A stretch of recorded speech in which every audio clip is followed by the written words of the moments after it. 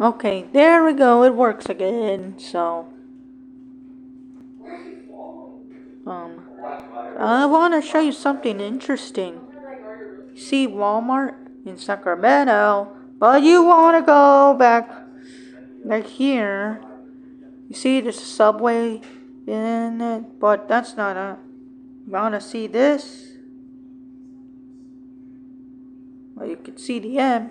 This used to be a McDonald's. Yeah, a McDonald's. But then if you go, it's the last time it opened in 20. But then they replaced with Subway. That's kind of odd. Why did they decide to replace McDonald's with Subway? Subway is still in Walmart.